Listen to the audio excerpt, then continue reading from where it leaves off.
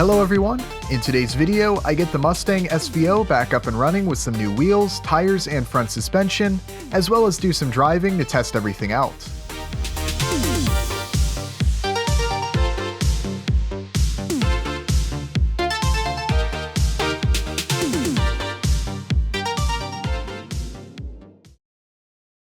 So I'm picking up where I left off in the previous video I did with this build, where I completed the 1/24 scale Mustang SVO body by adding some of the finishing details. Also, as you might recall in that video, I painted a new set of wheels and brake rotors that I designed previously.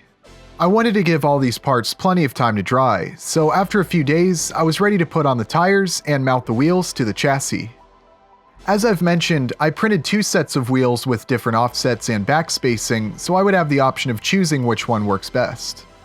Before determining this though, I wanted to quickly mock up two of the wheels to see how they look.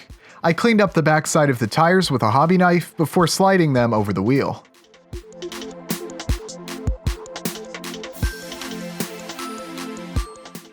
I really like the look of these new wheels, especially once I get the brake rotors in place, it's going to look even better.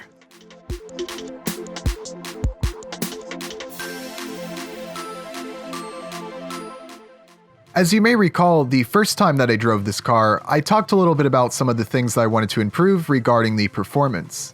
The biggest improvement that I wanted to make was with the front suspension and steering assembly. Although it performed nicely, there was certainly some room for improvement. I have fine-tuned some of the tolerances with this new version, which has especially benefited the steering, which before had too much friction to the point where it didn't always want to come all the way back to center. But with these new parts, the steering now feels much better. With more experience, I've also been getting better at assembling these small components. I'm using the glue more sparingly, as well as really focusing on getting all of the dimensions accurate. I also make sure to sand and test fit everything before putting it together. All of this has resulted in a better component than what I had previously, and I'm expecting to see some improvements during the test drive. A tutorial video showing the complete assembly process of this MSO1 front suspension and steering assembly is in the works and will be showing up on this channel soon. With the assembly now complete, I'm ready to mount it onto the chassis.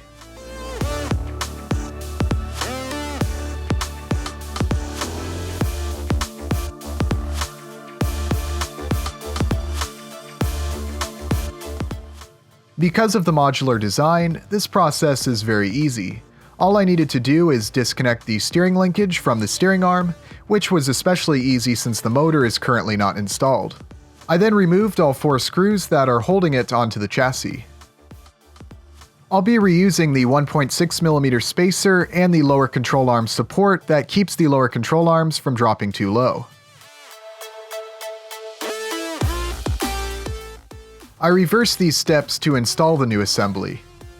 I find it easiest to start by threading the screws through the lower support, suspension assembly, and spacer, with just a little bit of the screw sticking out through the top to help position it, and then I tighten the screws all the way to secure it to the chassis.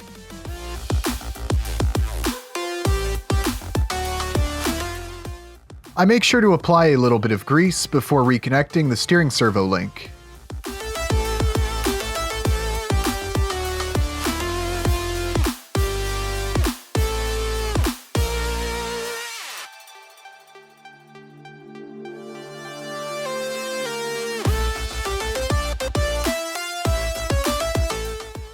To help keep the tires attached to the wheel, I like to use some water washable glue. I determined that the wheels with the mounting surface positioned slightly deeper would work best for this car, which is great since I prefer the look of these wheels with the spokes set slightly further back.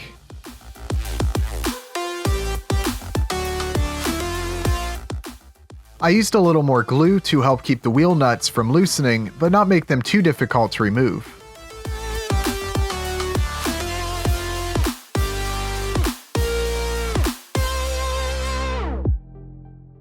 I made sure that the wheels rolled smoothly and that they would not interfere with any of the suspension components or rub against the body.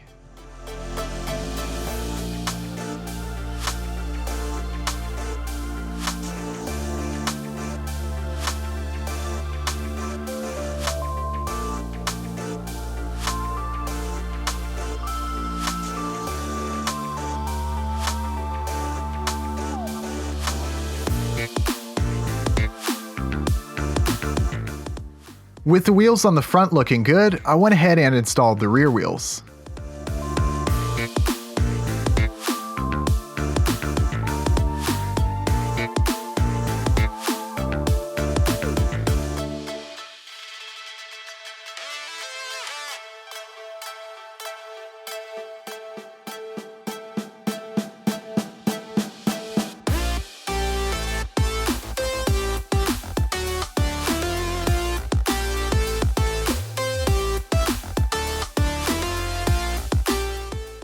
I screwed the body to the chassis and once again confirmed that these wheels are a good fit.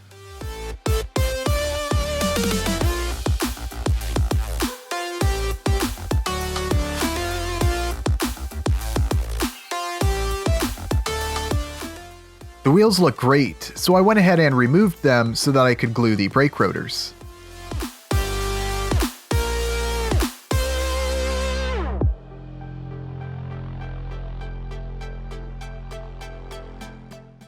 To do this, I simply slid the brake rotors into position and then applied a little bit of glue to the back. Having the brake rotors mounted this way is easy, but the downside is that it doesn't allow for a caliper to be added since they are attached to the wheel instead of as a part of the wheel mount. Despite this though, I think they're still a nice addition.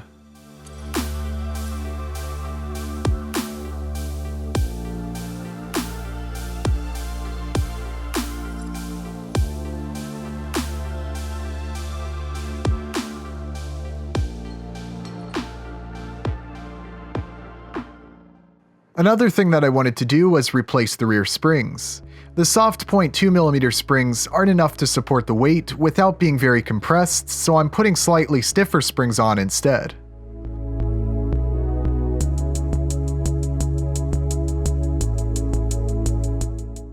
I like to use a small amount of glue to help keep the springs in place, but not enough to make them too difficult to remove.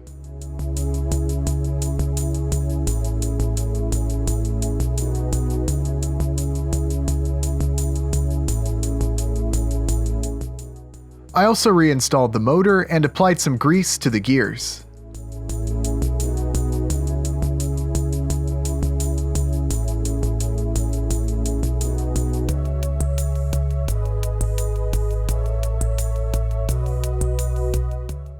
I used a few zip ties to help tidy up some of the wires. I also did a quick test to make sure everything was functioning correctly.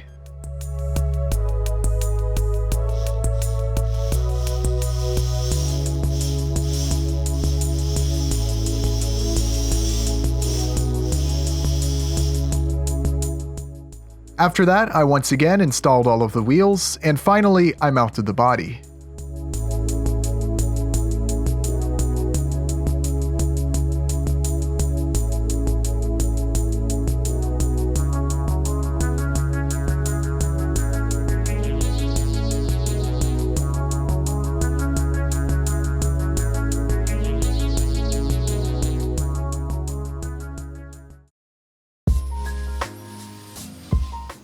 Of course, now that everything was back together, I was eager to do some driving.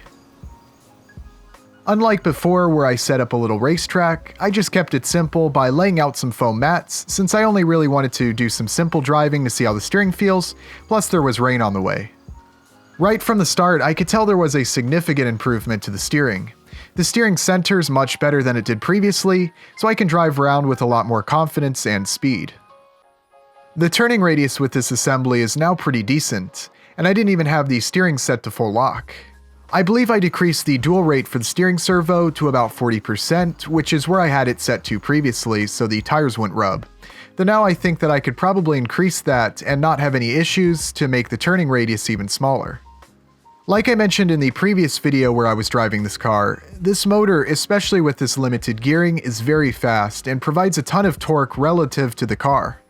With this current setup, the car would definitely be most enjoyable on a larger track, though it is still relatively smooth at lower speeds as well. I'm in the process of implementing some new motors that may provide a bit more scale performance, along with being smaller and lighter weight, so I'm really excited to experiment with those.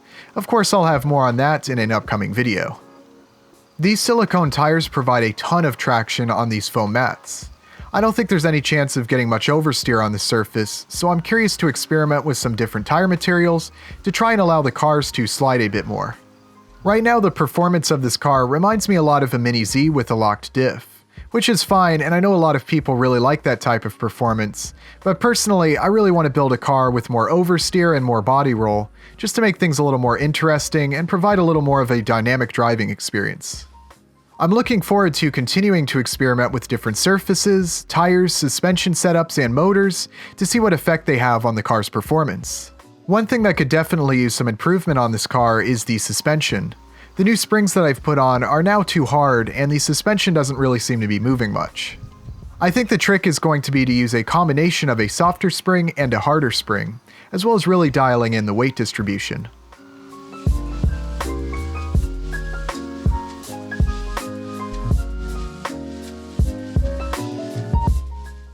Appearance-wise, I'd love for the car to sit a bit lower, but I also don't want to sacrifice how the car drives to do so.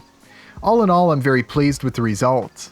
I do still want to add a tailpipe to the back, but other than that, I really like the look of this car. And aside from making adjustments and experimenting with some new setups to the drivetrain and suspension, it's in a state that I'm satisfied with, and I'm looking forward to doing some more driving. A few quick announcements before concluding today's video. We have recently restocked a lot of FFR SC1 related parts that were sold out last week. For all who have been waiting, thank you very much for your patience, and also a huge thank you to everyone who has been ordering parts from the Make It RC shop and building cars utilizing the FFR SC1 platform. I've seen a lot of people asking about more complete kits and ready-to-run chassis.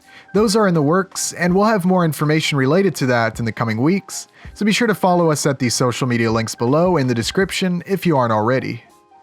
Also, for a long time, I've had a lot of people asking about a Patreon page for this channel, so I recently decided to set one up. I'll be sure to put a link to it below in the description for anyone who is interested. To conclude today's video, I want to showcase some of the awesome vehicles and projects that have been posted to the Make It RC Facebook group.